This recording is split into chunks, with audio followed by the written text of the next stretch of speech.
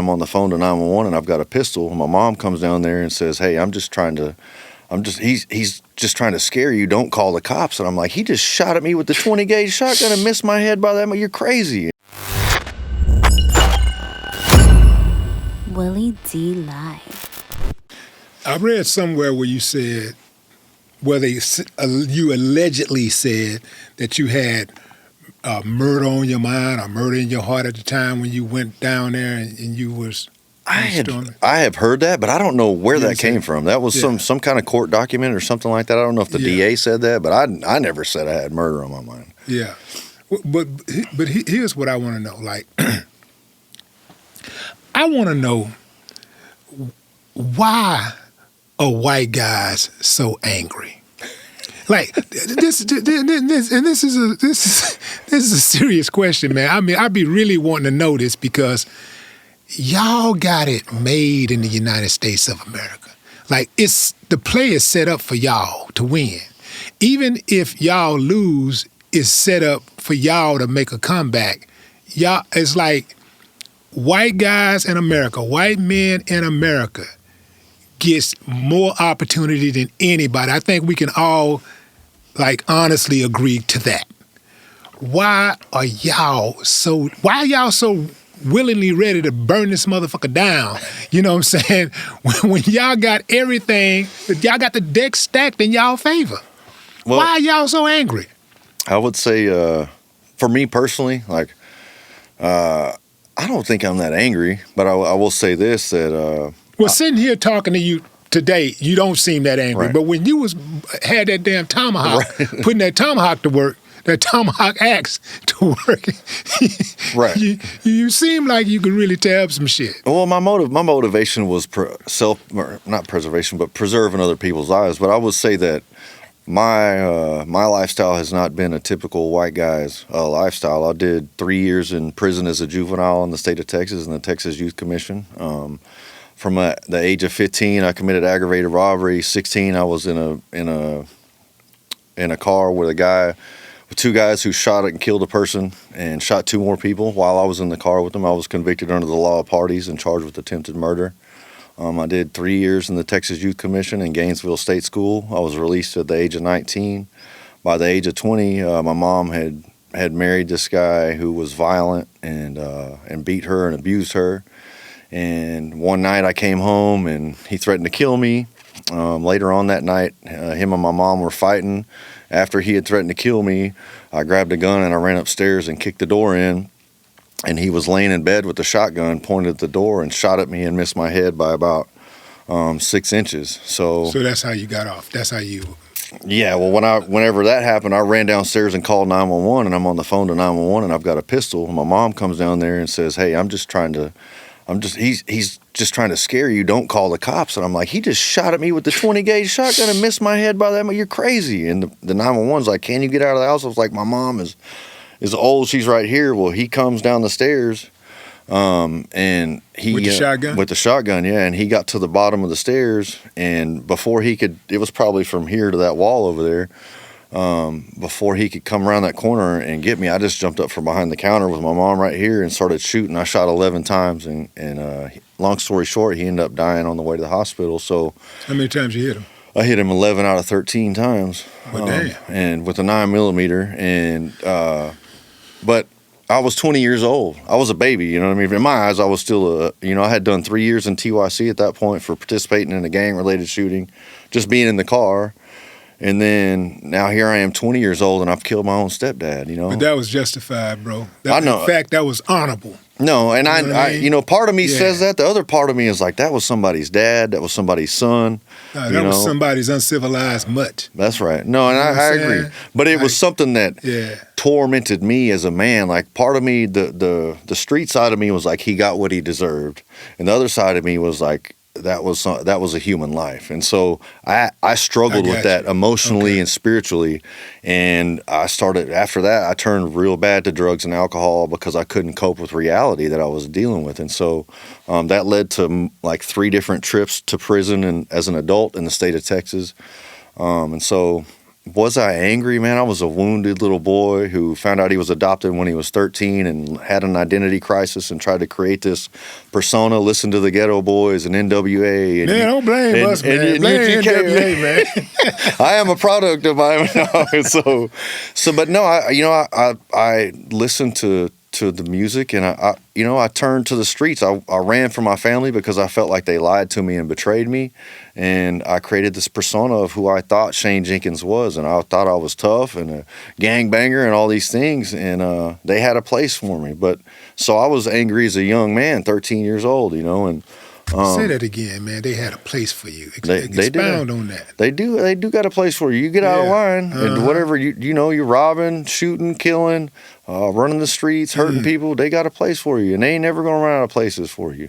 And that's something that I'm passionate about today. Is while I was in prison in D.C. and doing this bid right now, this 46 months, I just got out 3 weeks ago. I've started a foundation. You were talking about justice reform. We got to get there together. I want to reform the justice system. I know there's countries around the world. America leads the world in a lot of different things, and there's no excuse that we're not leading the world in our justice system. We should be pouring into these people that have come from the least educated, poorest backgrounds statistically. I'm not saying they're poor or stupid. I'm saying that statistically, these people, minorities, whatever they are, white people, whoever they are, they're poor and undereducated. And so we need to be pouring into these people. We need to be creating opportunities for training and education, and we need to bring these jobs back that are overseas in China or Thailand or Mexico, wherever that. And they need to be building factories outside of these prisons. So now, A, B, and C inmate can go and they can start training with Google or Amazon or Chevrolet or whoever it is, and we need to incentivize it for these corporations to bring these businesses back and invest in these men in prison. You don't have to pay them the full rate, but give them $5 an hour or $3 an hour. And then now these men who have been a burden on their families and involved in the justice system, you got mama and grandmama sending money to them, $50 here, $100 there, and they're in there 20 years. Now these guys are making enough money that they can be an asset to the community. They can be an asset to their children. They can send mama some rent money, or they can send their kids and buy them some shoes for school or their school supplies, or pay their child support or pay their fines. We got to invest in these people because they are going to move back into our neighborhoods, and they're going to be our neighbors, and we don't want them in there doing drugs and stabbing and killing each other or getting involved in violence and gangbanging in there. We want them to have pride as men and to be able to be an asset to their community, to their job place, to their church, to their community center, whatever it is when they get out of prison. So that's what I'm passionate about today. So see that sounds too much like right. See, America, we represent 5% of the world population, yet we represent 25% of the prison population in the world. Now, that is disgusting. And, for us to change that, it's going to take some political revolutionaries, because you and I can only do so much as citizens and activists. The people that we put in position of power are the ones who can actually make those things happen. But many of them are not going to make it happen because they make more money off of bodies being put in the prisons. Special interest groups, lobbyists, all the way down the line, they get paid more money to basically sell us out. There is no excuse for us being such a so-called technologically advanced country and having people bring in manufactured meat to put in our stores so that our families can put on the table to feed ourselves. There's no reason why these people should be able to allow these companies to sell us fruits that don't have seeds. They know this stuff is killing us, and they're selling us out to the highest bidder. So I would be interested in seeing what politician stands up for that. I know that RFK Jr. is passionate about nutrition and straightening that thing out. I'm really I'm looking forward to see what he does with that, because I'm telling you, man, like, we're in trouble. And, as much as money is important, quality of life is more important than money.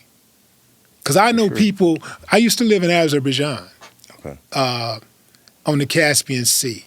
Oh. When I first moved there, it was a third world country. Do you know that the streets in the mornings are lined with men, with Azeris and Russians, standing on the side of the streets, just like we have Mexicans standing on the streets in the United States, and at Walmart, Home Depot, gas stations, waiting to get work, right? They line the streets by the thousands, waiting for work, and they have suits on.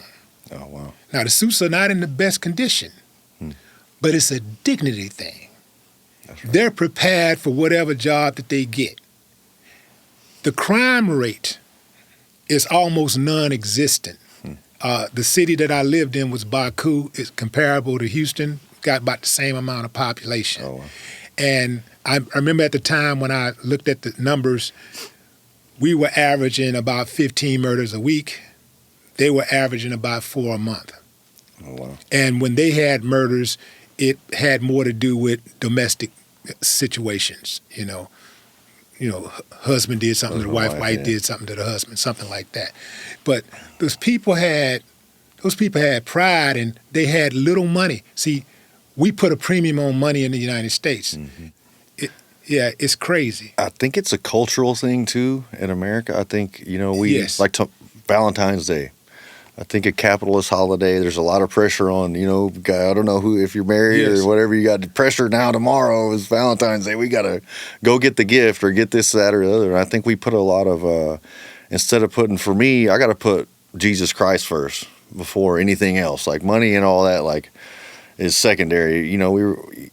God's going to provide all of that. You know what I mean? Seek ye first the kingdom, and all these other things shall be added unto you. So as long as I've got my eyes on God, but I think that's something as a culture we have to teach our children, that the most important thing is family or work ethic or just these education or whatever it is, or your faith in Jesus Christ or your faith in your higher, whatever it's going to be. For me, it's Jesus Christ. But I think, those men showing up unemployed in suits, but dressing to impress and not taking the penitentiary chances like there is. I fell into that world. The drug money is really, really easy to go after and to fall into. And those are some of the things that I fell into after I killed my stepdad in life, was because I couldn't focus, and I feel like I had PTSD or something, but it was easier for me to go get the bag to get the money. And then I didn't have to work. I could do my own schedule. And then here I am. Now I'm headed to prison. And then I get back out and I'm right back doing the same thing again because it's easy. So I know